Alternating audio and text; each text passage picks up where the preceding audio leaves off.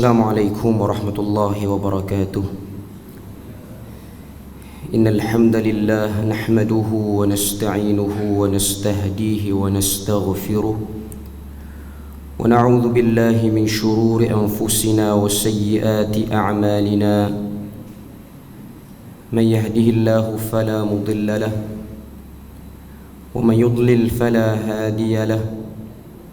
أشهد أن لا إله إلا الله وحده لا شريك له وأشهد أن محمدا عبده ورسوله.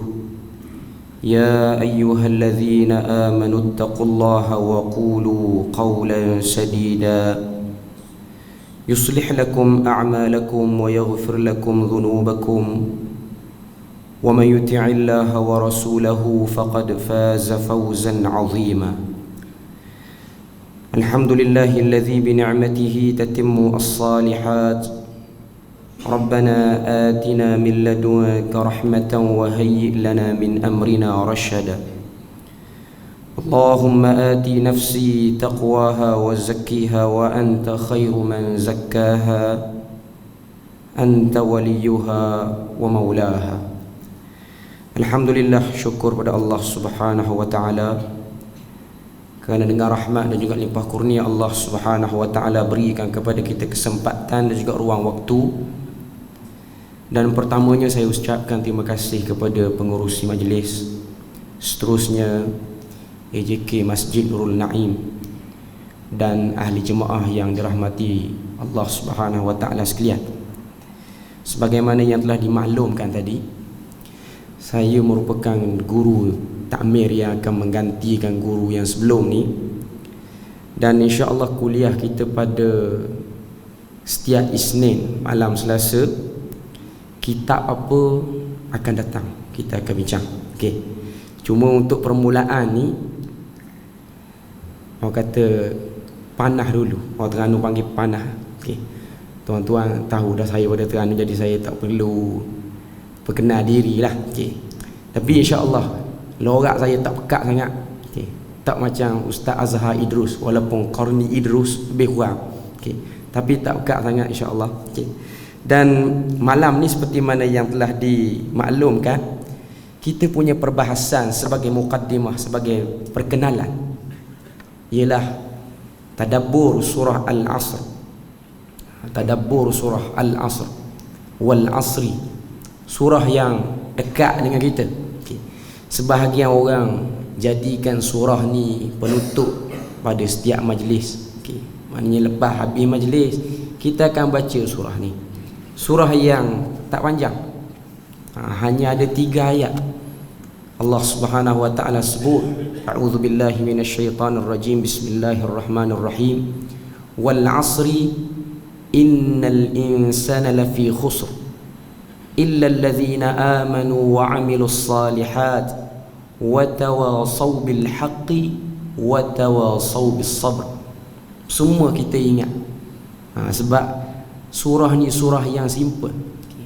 Tapi kalau kita tengok dan kita lihat dari segi sirah surah ni dia ada cerita dia. Bila mana surah ni diturunkan kepada Nabi, ni saya nak cerita pada tuan-tuan. Satu cerita yang diletakkan dalam kitab tafsir Ibnu Katsir berkenaan dengan seorang sahabat Nabi yang bernama Amru bin Al-As. Tapi cerita ni dia belum masuk Islam. Tuan-tuan kalau tengok dalam sirah sahabat Nabi, Amru bin Al-As ni antara sahabat Nabi yang agak lewat masuk Islam. Dekat-dekat dengan pembukaan kota Mekah. Bahkan dia tu masuk Islam kemudian berbanding anak dia. Kita pernah dengar sahabat nama Abdullah bin Amru bin Al-As. Ayah dia, ni cerita ayah dia, Amru bin Al-As. Abdullah bin Amru bin Al-As lebih awal masuk Islam berbanding ayahnya. Dan kalau kita baca secara umum, Amru bin Al-As sebelum Islam dan selepas Islam, khususnya sebelum Islam, dia ni antara Quraisy yang hebat, orang Quraisy yang hebat. Bukan sembarangan punya Quraisy. Dia ada peranan penting dalam pentadbiran Darun Nadwah. Kalau kita baca sirah Nabi zaman Nabi duduk di Mekah, Nabi kena tekanan yang kuat bila mana Nabi berada di Mekah selama 13 tahun, dan Nabi pernah buat keputusan sebahagian sahabat perlu berhijrah ke Habsyah. Kita pernah dengar sirah tu. Okay. Sebahagian sahabat yang diketuai oleh Ja'far bin Abi Talib, diorang pergi ke Habsyah untuk dapatkan perlindungan daripada seorang raja nama dia Ashamah An-Najashi. Bila mana Quraisy ni dia dengar orang-orang Islam yang tak kuat, tak ramai pada waktu tu pergi ke Habsyah, jadi dia orang ni hantar wakil untuk pergi ambil balik, tuntut balik, buat balik semula orang Islam yang dah lari tu, orang Mekah yang dah lari. Siapa yang jadi wakil tu? Yang jadi wakil tu ialah Amru bin Al-As. Dan kerja tu bukan kerja mudah. Tuan-tuan jangan ingat Amru bin Al-As dia pergi, dia pergi bercakap dengan An-Najashi boleh dapat, lepas tu balik. Tak. Sebab dia berkait dengan hubungan negara ataupun hubungan kerajaan. Jadi perlu hantar orang yang hebat. Okay. Dan kalau kita tengok ketika mana Amru bin Al-As dia jadi wakil ni, umur dia sekitar belasan tahun. Umur dia belumlah sampai 20-an. Kalau kita baca sirah dia pun, walaupun ada perbahasan di kalangan para ulama, Amru bin Al-As ni dia kahwin umur dia 12 tahun. Muda UPSR kahwin. Okay. Umur 13 dapat Abdullah bin Amru bin Al-As. Jadi dia beza dengan anak dia belasan tahun. Kita beza dengan anak kita mungkin 20 tahun. Okay. Cuma nak beritahu itu general culture, budaya orang Arab pada waktu tu. Okay. Jadi dihantar dia dan dia jadi wakil. Dan sebelum ni pun kalau kita tengok, dia ni kalau bab-bab berkenaan dengan urusan luar negara, Mekah nak buat urusan dengan kerajaan mana, kerajaan bukan Arab, dia akan hantar Amru bin Al-As, pegawai tinggi, pegawai perhubungan kerajaan, bukan pegawai biasa-biasa. Okay. Dan dia pergi bercakap dengan An-Najashi. Sebahagian riwayat kata dia bercakap dengan bahasa Afrika, dia tak bercakap dengan bahasa Arab. Dengan umur belasan tu, dia punya pengetahuan general knowledge dia tu tinggi ataupun luas. Okay. Tapi mudah cerita dia tak dapat buat balik. Dia tak dapat buat balik pun orang Islam. Cuma kita nak tahu, kita nak kenal sirah dia, peranan besar dia situ. Di situ peranan besar dia. Dan lepas pada tu dia jadi orang yang sentiasa lawan Nabi. Sehinggalah dia masuk Islam sekitar tahun ke-7 ataupun ke-6 Hijrah. Sebahagian riwayat menyebutkan. Okay. Cuma nak beritahu kepada kita antara sebab dia masuk Islam, kerana surah ni yang kita nak bincang. Surah ni kita biasa duk baca. Kadang-kadang kita tak tahu setengah-setengah surah ni ataupun setengah ayat Quran ni telah menyebabkan sahabat yang degil, terlalu degil, akhirnya masuk Islam kerana dengar 1-2 ayat. Okay. Jadi kalau saya kuliah, kalau di negeri saya dululah, benda ni saya selalu tekan. Surah-surah yang boleh menyebabkan sahabat masuk Islam, kita kena ambil perhatian sikit surah tu. Maknanya macam mana Allah Ta'ala boleh beri hidayah kerana dengar surah tu. Sebab kita kena tahu Quran ni dia bukan kitab yang dibaca, dia kitab yang dituntut untuk kita perhati isi makna dia dan tadabbur apa yang ada di dalamnya. Sebab Quran ni dia ada kejayaan bagi orang yang ikut dia. Dan kita kena tahu bila mana baca Quran ni halangan dia banyak, halangan dia banyak. Sebab tu kalau kita fikir bacaan Quran ni dia mesti kena start dengan a'udzubillah ataupun ta'awuz, kena berlindung daripada syaitan. Baca hadis Nabi tak perlu berlindung dari syaitan, tak perlu sebutlah kalimah tu. Tapi baca Quran kena sebut. Sebab apa? Kita kena faham situ syaitan tak suka benar orang baca Quran, sangat-sangat tak suka. Dan syaitan ni dia ada stage, iblis ni dia ada stage dia untuk halau orang pada faham Quran. Kita akan tengok di kalangan orang Islam ada orang yang tak pandai baca Quran langsung, tak pandai walaupun Islam. Itu stage yang paling bawah. Yang kedua, ada orang pandai baca tapi tak faham pula isi. Pandai baca tak faham isi, pandai baca sedap belagu suara, okay, tapi tak faham isi. Okay. Yang kedua, pandai baca, faham isi, beramal je tidak. Bahkan lebih dahsyat lagi, cari pula yang tak kena pada Quran. Okay. Saya nak beritahu stage-stage dia. Sebab tu kalau kita tengok, ini semua bab yang disebut sebagai al-hajru minal Quran. Macam mana seseorang tu dipalingkan daripada Quran. Sebab tu kalau kita tengok, Nabi dia ajar pada sahabat Quran, dia ajar fokus pada kefahaman. Bacaan tu penting juga, sebab Quran pun tuntut kita baca dengan baik. Warattalnahu tartila. Itu ada ayat Quran yang sebut. Cuma nak beritahu, sebahagian orang dia rasa macam bila dah baca selesai. Sebab tu saya nak beri analogi mudah sebagai mukaddimah kita. Quran ni dia kitab yang bawa kita kepada sa'adatul akhirah, kebahagiaan akhirat. Tu fungsi Quran. Quran cerita akhirat ni ada syurga, ada neraka. Yang berjaya pergi syurga, yang tak berjaya pergi neraka. Dan syurga ni bukan balasan yang biasa-biasa. Ringkas cerita Nabi sebutlah hadis, ma la ainun ra'at wala udhunun sami'at wala khatara ala qalbi bashar. Syurga ni mata tak pernah tengok. Tak pernah tengok. Kita pernah tengok yang indah kat mana? Syurga lebih pada tu. Kita pernah dengar hak yang paling sedap apa benda? Syurga lebih pada tu. Kita pernah bayang yang paling indah ni apa dia? Syurga lebih pada tu. Jadi Quran ni dia bawa cerita tu. Mudah cerita, siapa baca Quran, ikut Quran, faham Quran, dia akan dapat. Dia akan dapat yang tu. Okay. Saya beri analogi mudah pada tuan-tuan. Tuan-tuan dapat satu peta, dalam peta tu dia tulis, satu kertas ada peta. Peta tu tulis, di sini tertanamnya harta bernilai 1 bilion. Dalam peta tu tulis. Itu jalan-jalan dia ada. Cuma kita kena ikut jalan tu dan kita pergi gali lah. Kita apa tindakan pertama tuan-tuan akan buat bila dapat peta tu? Orang beritahu dah, ataupun kita tahu dah maklumat dalam peta tu. Peta ni tunjuk kat mana harta tersimpan. Kalau orang tu dia tak pandai baca, dia akan minta orang baca. Okey, mana dia belajar baca? Dia belajar baca.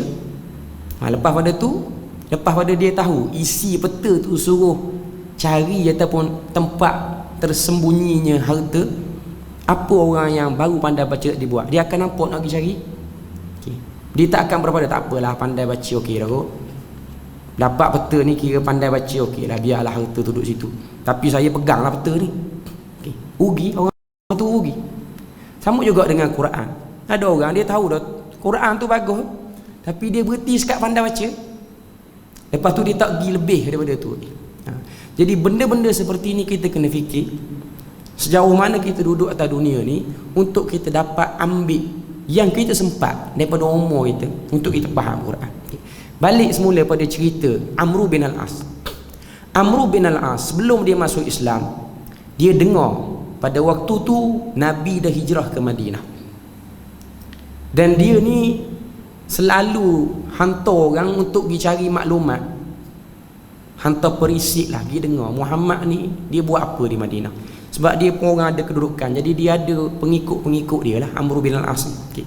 Jadi pengikut dia pun beritahu lah, kami baru dengar cerita Muhammad dia beritahu pada sahabat-sahabat dia ada satu ayat Quran baru turun. Iaitu ayat mana? Ayat ni lah, 3 ayat ni. Maka perisik tu pun beritahu pada Amru bin Al-As, beritahu wal asri innal insana lafi khusr. Siapa habis? Dia ketika mana first dia dengar tu, dia sebut wajizatun balighah, ayat ringkas tapi makan dalam. Dia sebut, dia yang tengah kafir duduk tu, dia sebut. Okay. Jadi pada waktu tu juga telah keluarnya seorang lelaki yang mengaku Nabi daripada Yamamah, nama dia Musailimah ataupun Musailamah Al-Kadzab, yang mengaku Nabi. Jadi dia kata sekarang ni ada 2, satu Muhammad Rasulullah, satu lagi Musailimah Rasulullah juga. Dua-dua mengaku Rasul. Okay. Jadi aku dah dengar dah surah Muhammad ni. Nak pergi tanya juga daripada Musailimah, kok ada surah hebat lagi pada surah Muhammad. Okay. Dia pun pergi. Musailimah ni duduk di Yamamah. Sampai hari ni pun nama dia Yamamah di Saudi. Okay. Dia pergi berjumpa dengan Musailimah. Dan Musailimah Al-Kadzab pada waktu tu tanya dia satu soalan. Madza unzilu ala sahibikum Muhammad? Apa yang telah diturunkan kepada saudara kamu, sebab dia orang ni masih lagi kumpulan Quraisy. Amr bin al-As pada waktu tu walaupun dia lawan Nabi, tapi semangat daripada bangsa sama ni masih kuat orang Arab. Orang Arab ni walaupun dia balah, dia tidak bersefahaman, tapi kalau berlaku dalam komuniti ataupun kabilah yang sama, kabilah tetap jaga kabilah. Okay. Yang balah tu balah lah. Okay. Cuma isu kekeluargaan kita tak letak tepi. Jadi Amr bin al-As pun beritahu, dia tengah kafir waktu tu, dia belum masuk Islam lagi. Dia kata telah turun kepada Muhammad satu surah wajizatun balighah, ringkas tapi dalam. Dia pun baca, wal asri innal insana lafi khusr illa alladhina amanu wa amilus salihat wa tawasaw bil haqqi wa tawasaw bis sabr. Dia baca 3 ayat tu, fasakata hani'an, dalam riwayat Ibnu Katsir sebut, maka diam sejenak Musailimah, terdiam. Sebab Musailimah orang Arab, Amr bin al-As pun orang Arab. Jadi dua-dua ni orang yang bercakap bahasa Arab, dan bahasa Arab belum tercemar, bahasa Arab yang asli dengan level sastra yang tinggi. Jadi mana-mana orang Arab yang dengar ayat Quran, dia orang akan rasa kehebatan Quran. Sebab tu kalau kita baca satu riwayat daripada Abu Sufyan. Abu Sufyan ni tua Nabi, mertua Nabi. Lepas pada matinya Abu Jahal, dia yang ambil balik tampuk pemerintahan tu, tapi dia duk lawan lagi lah Nabi. Tapi dia tu telah menikahkan anak perempuan daripada Nabi, Ummu Habibah. Jadi Abu Sufyan ni lepas dia masuk Islam, dia cerita pada Nabi, cerita pada menantu dia. Dia kata, wahai Muhammad, aku nak cerita pada kamu satu benda tentang Quran ni. Masa zaman Abu Jahal duk lawan kamu, gemulah Abu Jahal, kita panggil lagu tu lah, Abu Jahal dulu duk ada dulu. Dia ni malam-malam dia akan pergi dekat rumah Arqam bin Abi Arqam.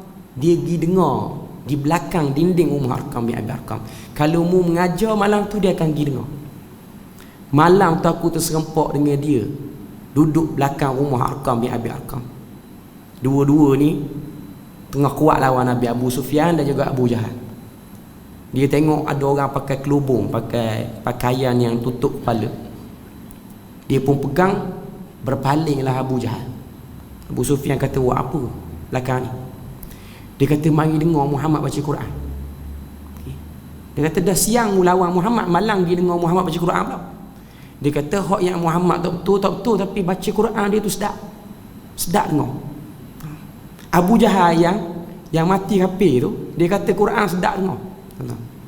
Sebab tu tuan-tuan jangan pelik lah kalau orang duk share video media sosial, Quran dibacakan pada orang kafir jadi menangis apa semua.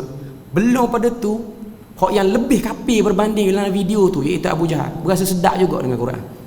Hak tu benda kita kena tahu. Tak pelik. Sebahagian orang jadi terkejut kan, orang kafir boleh menangis, betul lah, hakikatnya betul. Tapi kita kena tahu, boh kafir tu sedap juga dengar Quran, iaitu Abu Jahal. Okay. Lalu benda tu umum orang Arab tahu. Orang Arab tahu benda tu. Okay. Jadi bila mana Musailimah dia dengar Amr duk baca surah Wal Asri ni, dia diam. Dia diam sebab apa tuan-tuan? Dia diam, dia fikir nak reka surah apa.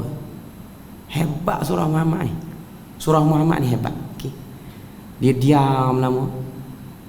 Dia pun jawab. Dia kata, qad unzila alayya suratun ukhra, telah turun pada aku surah lain. Jadi dengar surah aku ni. Okay.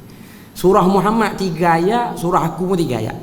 Okay. Dia pun baca, ya wabara innama anta adhnana wa sadara wasairuka hafrun naqara. 3 ayat. 3 ayat juga. Apa maksud surah tu? Ya wabara. Kita yang tak faham mana Arab ni, dengar pun orang kata apa, tak jijak mana, orang kata tak berasa hebat mana, tak boleh nak lawan sangat dengan Quran. Ya wabara innama anta adhnana wa sadara wasairuka hafrun naqara. 3 ayat. Ya wabara maksudnya wahai wabar. Wabar ni sejenis binatang. Wabar ni dia daripada keluarga kucing juga. Tapi tempat kita ni mungkin kucing hutan kot. Orang Arab panggil wabar. Wabar ni dia exactly sama macam kucing. Telinga dia panjang sikit dan dada dia tinggi sikit pada kucing biasa. Tapi dia daripada keluarga kucing lah. Okay. Wabar, kucing hutan kot tempat kita ni. Kucing liar. Okay. Wahai wabar, innama anta aznana wa sadar. Sesungguhnya kamu ini ialah binatang yang ada dua telinga panjang dan dada tinggi. Wasairuka hafrun naqar. Dan kerja kamu gali lubang, tutup lubang. Itu ayat dia. Itu surah dia. Kita ni orang yang tak faham mana, mungkin bunyi sekali lalu tu sedap juga. Tak. Orang Arab dia tahu. Memang ayat ni jelas-jelas nampak reka. Apa respon? Dia tanya. Dia reka ayat tu, dia boleh tanya Amr bin al-As yang pandai, yang hebat tu. Wa ma qauluka ala hadhihi surah? Apa komen kamu terhadap surah yang aku terima ni? Dia tanya Amr yang masih kafir pada waktu tu. Dia kata lamma sami'ta minka hadhihi surah. Ketika mana aku mendengar daripada kamu surah ini, laqad alimtu fi nafsi, maka aku telah tahu annaka kazzabun fil afaq wa fi riwayah. Sesungguhnya kamu ini sebesar-besar penipu yang wujud di semenanjung tanah Arab ni. Tak hebat sikit surah ni. Kaki lebong orang Terengganu kata. Okay. Sangat-sangat tak hebat. Okay. Sangat-sangat tak hebat. Akhirnya dia balik dan dia bertemu dengan Nabi, dia masuk Islam. Kerana surah tu. Dan surah ni kalau kita tengok, Al-Imam Asy-Syafi'i rahimahullahu ta'ala, dia pernah sebut. Okay. Dia kata, sekiranya Quran ni, sebutir Quran ni, dia hanya turun surah Wal Asri saja, lakafathu, cukup dah. 114 surah tu, 113 tak turun satu surah, iaitu Wal Asri, sudah cukup untuk cover semua. Ini pandangan, ini bukan kata-kata Nabi, pandangan Imam Syafi'i. Mana nak beritahu pada kita besarnya, hebatnya surah ni. Dan surah ni kita orang Melayu ni dekat dengan jiwa kita, dengan amalan kita. Setengah orang dia buat penutup majlis, kafaratul majlis. Mari mana amalan tu kita tak mau bahas lah. Cuma hak yang Nabi ajar, bila mana habis majlis, kafaratul majlis ni, subhanakallahumma wa bihamdik asyhadu an la ilaha illa anta wa astaghfiruka wa atubu ilaik. Hak tu bacaan yang Nabi ajar. Wal asri tak ada. Okey. Tapi kita tak mau bahas. Boleh tak boleh tu kediam kita bahas. Okey. Cuma nak beritahu pada kita surah ni dekat-dekat sangat. Terlalu dekat. Okay. Tuan-tuan tengok 3 ayat daripada surah ni. Ada seorang ulama daripada Jordan, saya sempat bertemu lama saya belajar dulu, Dr. Salah Abdul Fattah Al-Khalidi. Kerana surah ni dia buat satu buku, nama dia Khutatun Barraqah Lidhi Nafsi Tawaqah. Buku tu dia bahas tentang surah Wal Asri ni lah. Okay. Menarik dan ada terjemahan. Ni yang saya bawa pada tuan-tuan ni terjemahan. Rahsia kejayaan para ulama. Tapi saya rasa terjemahan ni kurang tepat dengan judul asal kitab tu. Khutatun Barraqah Lidhi Nafsi Tawaqah. Cuma dia nak bahas tentang surah Wal Asri ni. Hebatlah. Maknanya nak cari terjemahan dia tu ada. Rahsia kejayaan para ulama, terbitan karya Bestari. Okay. Sepanjang saya duduk tengok terjemahan dia ni, hampir 90% nak sama lah dengan asli Arab tu. Okay. Cuma nak beritahu pada dia, bab pertama dia bahas tentang surah Wal Asri.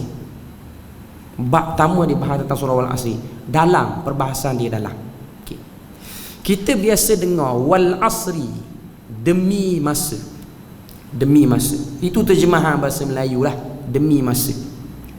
Tapi sebenarnya bahasa Arab dia lebih perlu pendetilan. Bila mana kita nak terjemah dengan bahasa Melayu kita ni kekurangan perkataan nak terjemah benda tu. Maknanya tak dapat tidak, kena belajar sikit bahasa Arab nak rasa sedap ayat tu. Kena belajar juga. Walaupun tak banyak, cuma nak beritahu, nak dapat rasa sedap baca Quran ataupun faham Quran ni, kena belajar juga sikit. Wal Asri, para ulama khilaf tentang terjemahan ataupun maksudnya dalam bahasa Arab tu sendiri. Ada yang terjemah Wal Asri maksudnya demi waktu asar. waktu asar lah. Kita solat asar, lepas tu sebelum masuk maghrib, waktu tu Allah Ta'ala bersumpah dengan waktu tu. Okay. Ada yang terjemahkan wal asri ini maksudnya demi waktu yang telah dihabiskan. Sebab asara dalam bahasa Arab maksud dia perah. Perah, kita perah baju, asar tu thawb. Aku perah maknanya aku keluarkan air daripada baju tu supaya dia kering ataupun supaya dia lembap. Okay. Jadi kalau kita terjemah demi masa, dia macam tergantung lagi, tak habis. Okay. Kita kena terjemah dengan terjemahan yang lebih detail, kena rujuk kitab tafsir lah. Okay. Demi waktu asar ataupun demi waktu yang telah dihabiskan, itu maksud dia. Okay. Innal insana lafi khusr. Ayat tadi start dengan sumpah. Start dengan sumpah.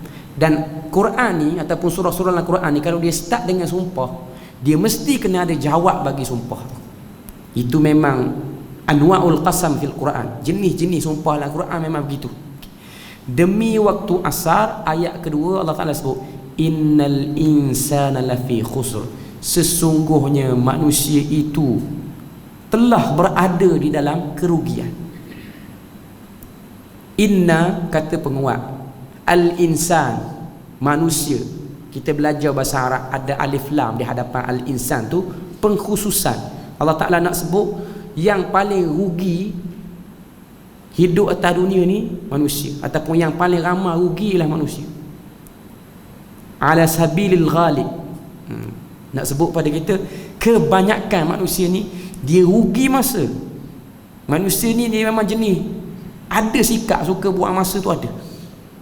Lafi khusrin, sangat-sangat berada dalam keadaan yang rugi. Khusrin maksud dia rugi. Mari dalam keadaan nakirah. Nakirah ni kata nama am.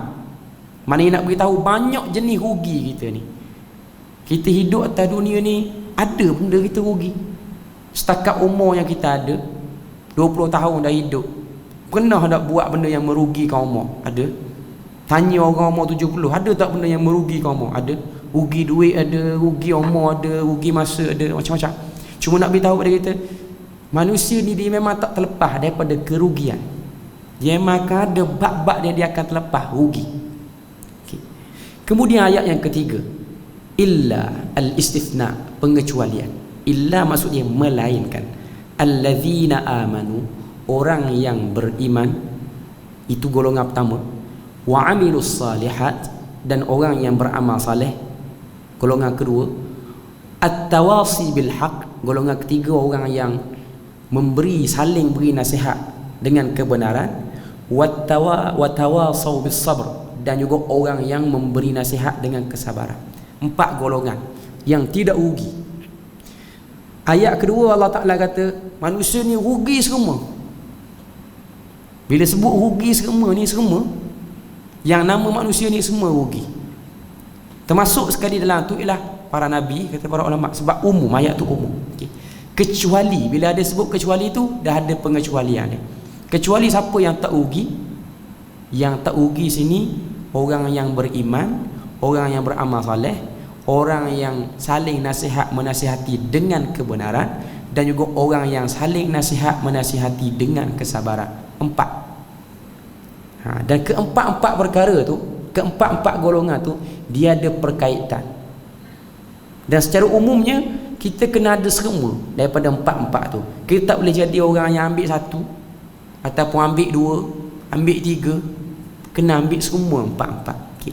Jadi surah Wal Asri ni sangat-sangat memberi kesan kepada Amr bin Al-As. Okay. Dia macam dijentik hati Amr bin Al-As tu pada ayat kedua, kata para ulama, khususnya situ. Sebab bila mana ayat tu sebut innal insana lafi khusr, sesungguhnya manusia itu berada dalam keadaan yang rugi, dia tersentaklah hati dia, Amr bin Al-As. Hakikatnya aku ni banyak rugi. Hakikatnya kita ni banyak rugi. Sebab tu kalau kita tengok Amr bin Al-As ni, dia ada cerita menarik. Sebab dia antara orang-orang yang akhir masuk Islam. Dia, Abu Sufyan, Suhail bin Amr, 3 orang. Tiga orang ni zaman Nabi belum buka kota Mekah. Tiga orang ni orang besar, orang hebat, orang yang digelar sebagai Sadatil Quraisy, pembesar-pembesar Quraisy. ada jawatan tinggi-tinggi. Bila masuk Islam dia jadi orang biasa. Tiga-tiga orang ni lawan Nabi kuat juga dulu, lepas tu masuk Islam jadi sahabat Nabi. Dia ada kisah tiga orang ni.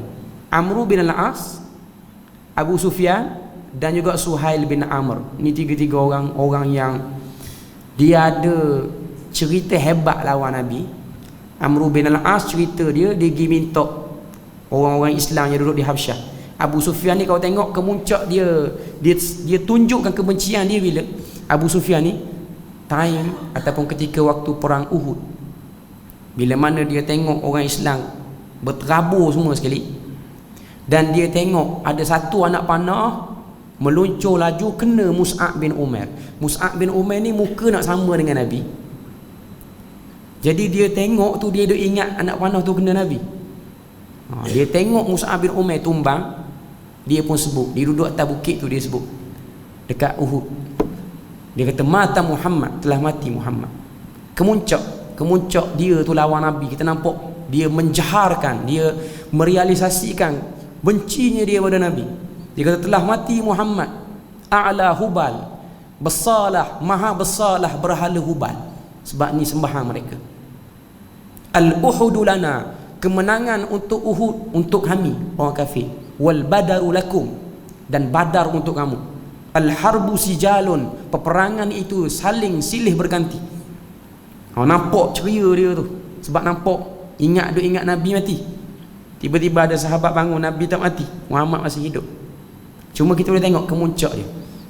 Itu yang kedua. Yang ketiga Suhail bin Amr. Suhail bin Amr ni kita tengok kat mana kemuncak dia lawan Nabi. Perjanjian Hudaibiyah. Dia punya demand dengan Nabi tu sangat-sangat kurang ajar. Kalau kita baca cerita perjanjian Hudaibiyah, bila mana Nabi ni nak buat perjanjian dengan orang Quraisy, Nabi suruh Ali bin Abi Talib tulis surat perjanjian. Surat tu dia starting ataupun dia mulai surat tu, head letter surat tu, Bismillahirrahmanirrahim. Suhail bin Amr kata, kami tak pernah kenal dengan Tuhan yang nama Ar-Rahman Ar-Rahim. Nak tulis bismillah. Sehingga turun ayat surah Ar-Ra'du tentang sikap kerasnya. Kemudian Nabi ni dia akur. Dia kata pada Ali padam. Ali tak mau padam. Nabi minta Ali tunjukkan, Nabi padam. Kemudian nak tulis pula perjanjian tu. Perjanjian di antara Quraisy Makkah dan Muhammad Rasulullah. Suhail bin Amr tunjuk sombong sekali lagi. Dia kata, kami tak pernah iktiraf kamu Rasulullah. Kalau kamu ni kami iktiraf Rasul, maka kami ni orang celaka lawan Rasul. Padam kataan tu. Kemuncak. Debel lah orang Terengganu kata, naik kepala sikit. Nampak naik kepala kata. Itu kemuncak. Tiga-tiga orang ni dia ada sejarah kemuncak dia lawan Nabi. Bila mana dia masuk Islam, Nabi dah wafat. Ni cerita dia, Nabi dah wafat. Saya nak kait dengan rugi tadi. Dia rasa rugi tu. Dia masuk Islam, Nabi dah wafat. Masa zaman ni lah zaman Umar Al-Khattab jadi khalifah. Umar Al-Khattab ni tiap-tiap hari rumah dia orang akan sentiasa datang nak buat urusan. Okay. Jadi tiga orang ni dia ada urusan, dia datang awal, ambil nombor awal. Orang tak mari lagi. Dia mari, tiga orang dia mari. Dulu orang besar, sekarang ni jadi orang biasalah. Dulu orang buka jalan, sekarang ni kena beratur sama macam orang kebanyakan. Okay. Dia duduk depan pintu rumah Umar. Bila mana Umar buka pintu, Umar nampak daripada jauh Bilal bin Rabah, Khabbab bin Al-Arat, sebahagian riwayat sebut sahabat-sahabat Nabi daripada kalangan hamba yang masuk Islam awal. Sahabat-sahabat Nabi. Okay. Jadi Umar Al-Khattab ni dia dahulukan urusan hak yang mari lewat tu. Dia tengok dah tiga orang duduk depan rumah dia ni. Suhail bin Amr ada, Amr bin al-As ada, Abu Sufyan ada. Tiba-tiba datang Bilal. Umar panggil, Bilal masuk dulu. Ni biar dulu tiga orang. Jadi Amr bin al-As ni rasa tak puas hati. Dia kata, macam mana Umar Al-Khattab seorang Amirul Mukminin, kita mari awal dia tak layan, orang mari lambat dia layan. Okay. Lalu berkatalah salah seorang daripada tiga orang tu, Suhail bin Amr. Suhail bin Amr kata, kita tiga orang ni antara orang yang sempat hidup dengan Nabi. Kita tiga orang ni. Dan Nabi ni, Muhammad ni, Rasulullah ni, dia pernah seru kita sama macam dia seru Bilal tu. Zaman Nabi start seru Islam, Kita duk ada sekali dengan Bilal. Tapi Bilal ni asri'u, dia cepat menyahut seruan Nabi. Wa abta'na, kita ni lambat. Okey. Kalau kita rasa tak puas hati dilayan sebegini di depan pintu Umar, maka rasa tak puas hati tu akan lebih-lebih lagi akan kita rasa bila mana kita berada di hadapan Allah Ta'ala. Kalau rasa tak puas hati depan pintu Umar ni, kita bayanglah di akhirat lagi teruk lagi. Sebab kita ni geng-geng lambat, padanglah kalau orang layan lebih kurang. Mana nak beritahu ruginya kalau tak jadi macam Bilal. Kalau jadi macam Bilal, mesti layanan yang pertama juga dapat. Jadi nak beritahu pada kita kerugian Islam dah tu, jadi sahabat Nabi dah duk rasa lagi rugi masuk Islam lambat. Kalau masuk Islam awal tak jadi macam ni. Okay. Jadi nak beritahu pada kita, surah ni dia beritahu tentang benda tu. Dia menjentik hati Amr bin Al-As. Lama dah aku duk lawan Nabi ni. Lama dah aku duk lawan Nabi. Anak aku dah masuk Islam, aku duk lawan lagi Nabi. Jadi Allah Ta'ala nak beri hidayah. Sebab tu hidayah ni urusan Tuhan yang ajaib. Dia duk rasa rugi.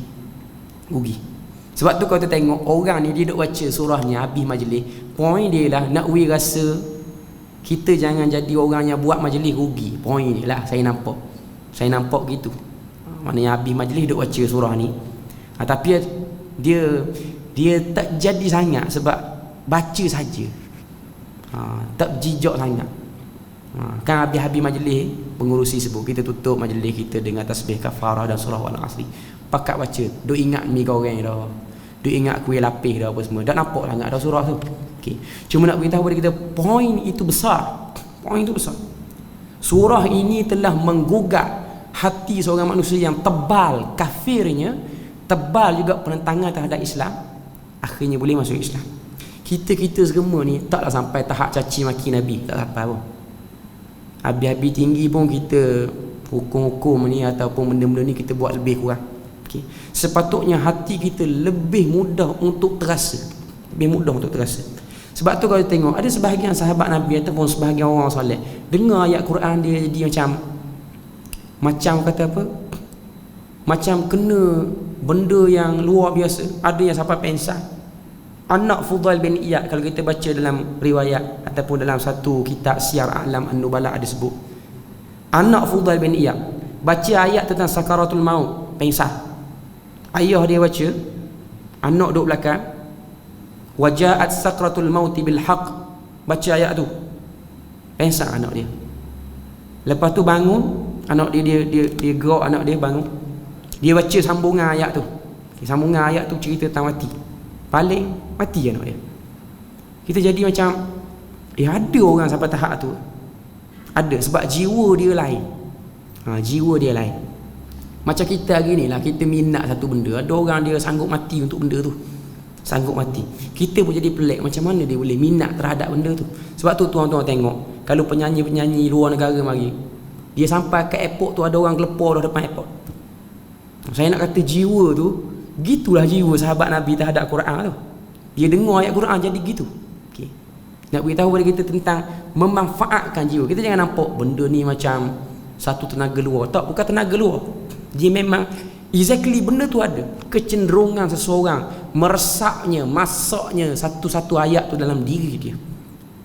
Masaknya satu ayat tu dalam diri dia. Sebab tu kau tengok sahabat Nabi bernama Sa'ad bin Mu'az, dia meninggal awal, Quran tak turun habis lagi. Dia masuk Islam kerana beberapa ayat daripada surah Ghafir. Dia masuk Islam kerana tu. Tapi apa yang dia dapat ataupun apa yang dia buat lepas dia masuk Islam? Banyak benda yang dia buat, kehebatan yang dia buat. Dan kita tengok kemuliaan yang Tuhan beri ketika mana dia wafat. Nabi sebut ihtazzal arsh, telah bergegar arsh Allah Ta'ala. Kemuliaan. Dia wafat tu ayat Quran tak habis lagi. Tak habis lagi turun. Tapi nak beritahu pada kita jiwa tu sendiri. Okay.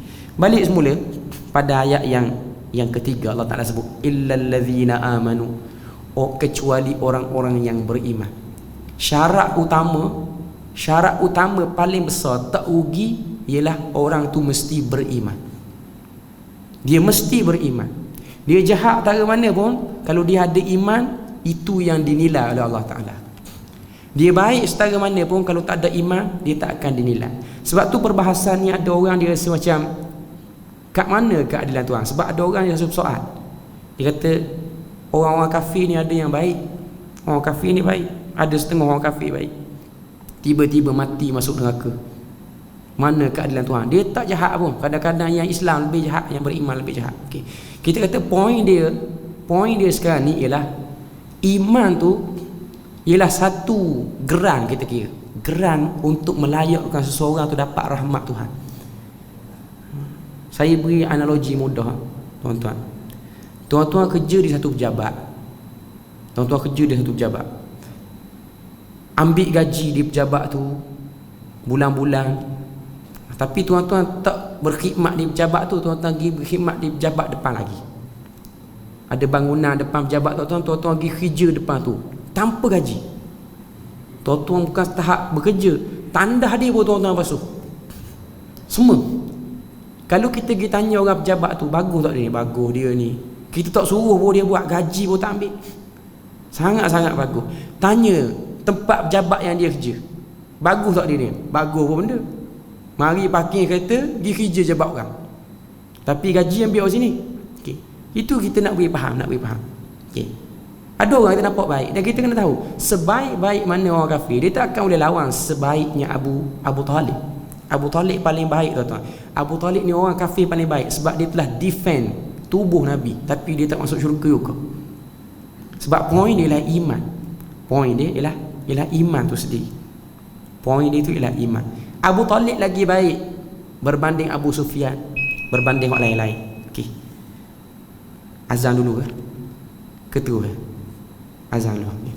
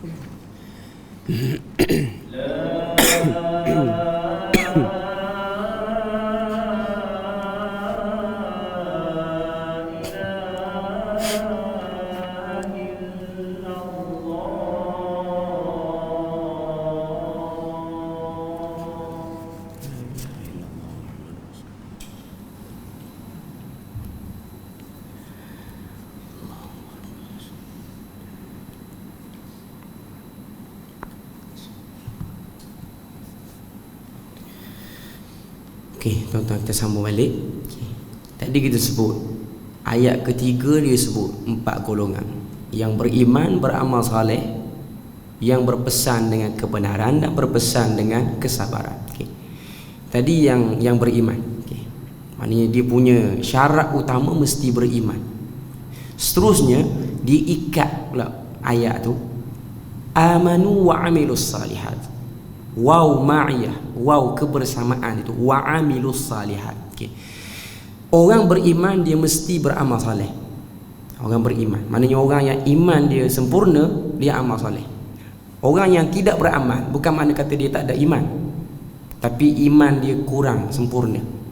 Macam dalam hadis Nabi sebut, la yu'minu ahadukum, tidak beriman seorang kamu bila mana dia tidak menyintai mukmin yang lain sama macam dia cintai diri dia sendiri. Bukan mana tak ada iman secara total, tapi maksudnya ialah tidak sempurna iman. Bukan penafian iman, tapi menafi kesempurnaan iman. Okay. Jadi orang beriman dia mesti ada amal, ataupun dia kena tunjukkan amalan, bukti daripada keimanan. Dan amal tu pula mesti amal saleh. Seperti mana yang dah kita maklum, amal saleh ni ada 2 syarat. Yang pertama itba', yang kedua ikhlas. Itba' maksud dia ikut exactly sama macam apa yang Nabi SAW tunjukkan. Sebab Nabi ni orang yang ada lesen paling besar nak tunjuk amalan yang Tuhan suka, amalan baik dan amalan Tuhan nak beri pahala. Di sana ada amalan baik tapi Tuhan tak nak beri pahala. Hak yang dalam agama kita ni amalan yang Tuhan nak beri pahala, ialah amalan yang Nabi tunjukkan. Orang lain tunjuk tak valid. Orang lain tunjuk syarat dia mesti muwafaqatun Nabi, sama dengan apa yang Nabi tunjuk. Dan kita tidak disyaratkan untuk faham pun apa yang Nabi buat, tak syarat. Yang penting kita buat. Sebab apa? Sebab Nabi buat. Itulah jawapan yang diberikan oleh para sahabat bila mana orang tanya, sebab apa solat macam ni? Sebab apa zikir macam ni? Sebab Nabi buat. Jawapan dia orang bukan guna logik. Jawapan dia orang menunjukkan patuh. Sebab tu kita selalu dengar hadis Nabi sebut, taraktu fikum amrain, aku tinggalkan pada kamu 2 perkara. Kita selalu terjemah amrain, 2 perkara. Sebenarnya yang tepat, amr maksud dia 2 suruhan. Amr, kita belajar bahasa Arab, fi'il amar, kata suruh. Amr maksud dia 2 suruhan. Aku tinggalkan pada kamu 2 suruhan, Quran dan sunnah. Quran dan sunnah. Dan Nabi sebut lan tadillu, tidak akan sesat. Orang yang ikut tu tak akan sesat. Jaminan orang yang ikut tak akan sesat. Kena tuduh sesat mungkin. Kena tuduh sesat mungkin. Okay. Cuma nak beritahu pada kita, orang yang ikut dia akan dapat jaminan Nabi. Dia akan dapat jaminan Nabi itu sendiri. Okay. Cuma nak beritahu validnya amalan itu berdasarkan daripada itba' itu sendiri. Okay. Dan yang kedua, ikhlas. Itba' saja tak ada ikhlas, tak ada makna. Lawan pada ikhlas ni munafik.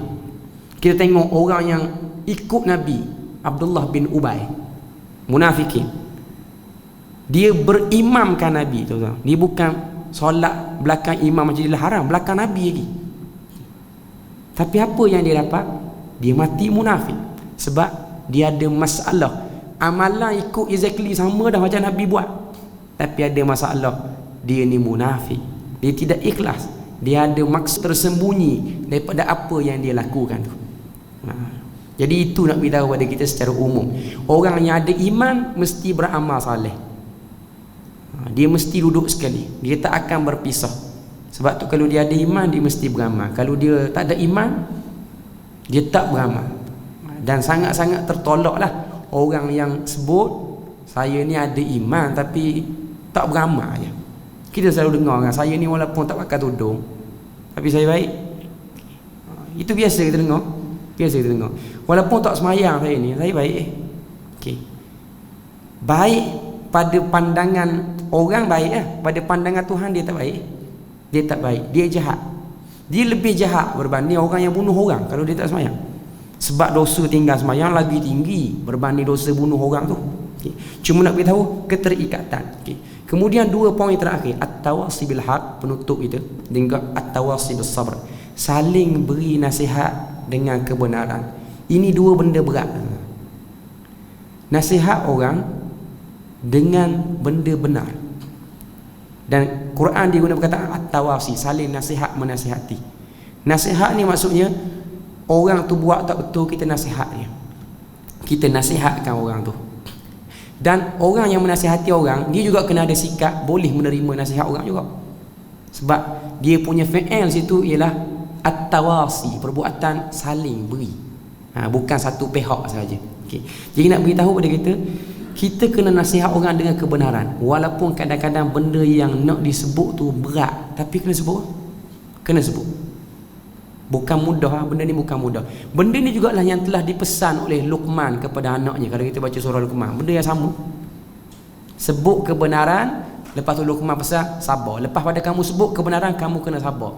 Sebab orang yang cerita benar, biasanya dia akan diboikot oleh orang-orang yang tak suka apa yang dia sebut tu. Sebab tu dia perlu kesabaran. Sebab tu antara contoh paling besar sekali ialah diri Nabi. Nabi ni, kata Ibnul Qayyim dalam kitab dia Zadul Ma'ad, jama'a kullu ajri sabar. Nabi ni telah berhimpun pada dia semua pahala sabar. Orang buat baik, lepas tu kena kutuk. Nabi pernah rasa. Kita jangan rasa kita first orang yang rasa benda tu. Nabi pernah rasa. Okay. Bahkan Nabi terdahulu lagi hebat. Lagi hebat. Okay. Kalau tuan-tuan baca surah Nuh ni, tuan-tuan biasa dengar. Surah Nuh ni 950 tahun dakwah Nabi untuk sampaikan tauhid. Dekat dengan 1000 tahun. Dekat dengan 1000 tahun. Kalau tuan-tuan baca kisah Nabi Nuh ni, riwayat daripada Ibnu Abbas, dia banyak cerita. Cerita ketika mana Nabi Nuh AS, dia buat dah kapal. Lepas tu ada satu perempuan dengan anak dia. Ni antara yang lawan Nabi Nuh. Okay. Nabi Nuh kata, ikutlah aku. Lepas pada ni kalau tak ikut aku, semua akan tenggelam banjir. Dia kata tak apalah, kalau banjir kita naik tempat tinggi. Satu lagi, kita ni tak pernah banjir. Dia kata, kamu ni pun pelik pada orang, duduk kawasan bukit buat perahu. Kau duduk tepi patah buat perahu, logik juga. Dia boleh kata gitu. Ni riwayat Ibnu Abbas. Dan dia dah tengok. Lepas pada tu dia duduk lalu lagi dekat Nabi Nuh. Dia dah tengok air dah ada dah. Sekeliling kapal tu air dah ada. Nabi Nuh kata naik. Sebelum tenggelam Nabi naik. Dia kata tak apa, aku akan naik bukit yang tinggi. Perempuan tu bila mana dia tengok air tu makin tinggi, dia naik bukit rendah. Air tu naik lagi. Dia naik bukit yang tinggi. Bila mana dia naik bukit yang tinggi, dia tengok air tu makin naik. Dia duduk kendong anak dia. Dia angkat anak dia sampai atas. Kata Ibnu Abbas, kalaulah Allah Ta'ala itu ingin menyelamatkan budak tu dan juga mak dia, Allah Ta'ala boleh selamatkan. Tapi rahmat Tuhan pada hari itu ialah pada orang yang tauhid saja. Orang syirik tak ada. Kalau ikut kesian, memang kesian. Tengok anak dengan budak, tapi dia ada sifat degil dia tu. Orang utara pun kata ketegak. Tak apa bunyi molek tempat kita ni, orang Patah Timur tak apa bunyi makhraj dia, tak apa molek sangat. Okey. Okey. Cuma nak beritahu pada kita, kalau Tuhan nak selamat, Tuhan boleh selamat. Tapi poin dia ialah kamu kufur. Dan poin paling besar ialah kesabaran Nabi Nuh AS tu sendiri. Nabi merasai kesabaran benda tu. Sebab tu nak cerita benda betul susah. Tapi Allah Ta'ala janji, orang yang buat kerja ni dia tak rugi. Walaupun nampak macam rugi. Orang yang nasihat orang, nasihat orang suruh buat benda baik, benda tak betul, suruh buat cara betul. Tak jalan pun yang dia buat tu. Tak jalan pun, maknanya tak ada orang ikut pun. Adalah setengah orang akan pergi kat dia, berhenti-berhenti lamu ni mengajar. Orang tak ikut kat mu. Bazir kai dia mu ya. Dia sebut buang masa. Tapi hakikatnya dia tak buang masa. Dia bukan orang rugi. Orang yang buat lepas tu berhenti, hak tu yang rugi sebenarnya. Okay. Cuma sebahagian kita hari ni, masyarakat kita ni, bila mana ada orang duk bercakap cepat putus asa, sebab syaitan ni pun dia nak masukkan putus asa dalam diri. Okay. Maknanya dia akan rasa macam buang masa banyak dah aku ni berdakwah, kuliah, habis masjid, habis surah, buang masa. Orang pun tak ikut sangat, berhenti lah, jual lah pula, nega lah pula. Dia rasa rugi. Sebenarnya dia tak rugi, tapi dia rasa rugi. Sebenarnya itulah orang yang tak rugi, macam yang disebut dalam surah ni. Okay. Jadi nak beritahu pada kita, itulah 4 golongan yang tak rugi. Sebagai penutupnya, kita harap supaya kita jadi daripada 4 golongan itu. Bermula pada iman sampailah kepada yang keempat, berpesan-pesan dengan kesabaran. Sebab nak dapat pahala ni bukan benda mudah. Nak dapat syurga bukan benda mudah. Dia bukan sekadar beramal saja tak. Dia perlu diuji. Jadi itulah sebagai penutup kita pada malam ni. Jadi sekadar perkenalan kita. InsyaAllah kita akan minggu-minggu seterusnya saya akan datang, dan kita akan carilah kitab-kitab yang sesuai. Saya akan maklum baliklah kitab yang mana ataupun kitab apa yang kita akan buka sini sebagai pengajian kita. Jadi setakat itu saja sekadar perkongsian pada malam ni. Subhanakallahumma wa bihamdik, asyhadu an la ilaha illa anta wa astaghfiruka wa atubu ilaik. Wassalamualaikum warahmatullahi wabarakatuh.